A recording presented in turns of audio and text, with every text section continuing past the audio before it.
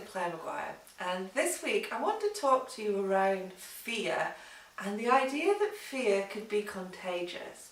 So I've just finished reading a study where they had participants within the study breathe the sweat of fear. Now that sounds a really weird thing to do in my personal opinion, but what they did is they collected sweat from people that had been skydiving, and so there was a certain amount of fear because they were about to jump out of a plane. This was first time skydivers.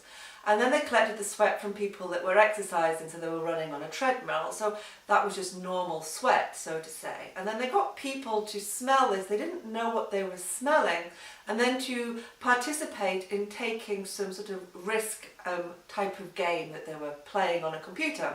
And it was the people that had smelt the fear were less likely to take the risk than the people that hadn't smelt the fear.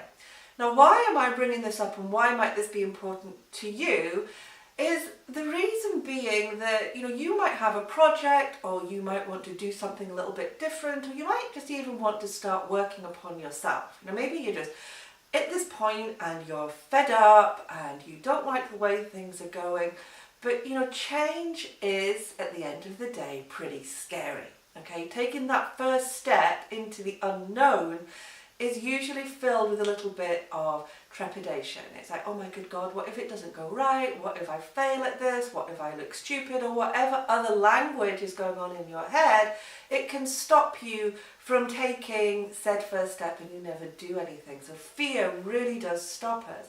Now, to go back to this idea then of fear being contagious, you might be feeling okay about starting something new. You might have this great idea, this great project that you want to get off the ground, and you start to tell people about it and you start to share all these brilliant things that you're going to do. And then other people round about you could be risk adverse and they don't like taking a risk, so they then start to get fearful. So they start to go, oh well, I don't know if you should do that. Have you thought of this? Well, that's a lot of money perhaps to invest in said project. Or do you really think you could pull that off? Or oh, if that was me, I don't know if I could do that, and so on. And so they're getting their fear and you start to pick up upon it. So this is the idea then of fear being contagious. It's like, other people round about you are projecting their fear upon you, and you pick this up. You smell their fear and it stops you from moving forward. Well, what can we do about it? Well, we can't stop this fairly instinctual nature within us, but what we can do is to start to recognize whether it's true or not. Or maybe you could actually sort of, take yourself out of the circle of people that you're with, and you don't share what it is that you're doing. You don't let other people project their fear upon you, and you make those first few steps on your own, and then realize, what, I've got this is okay, and then start to share some of the success that you've had, and therefore you can share in the results that you're attaining. So I want you to be really kind of protective towards yourself so that you're not letting other people's fear get to you.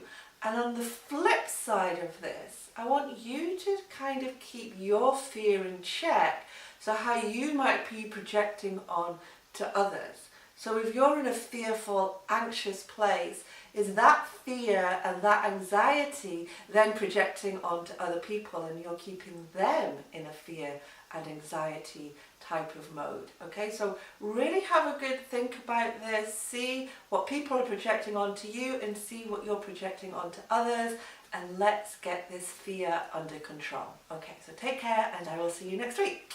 Bye.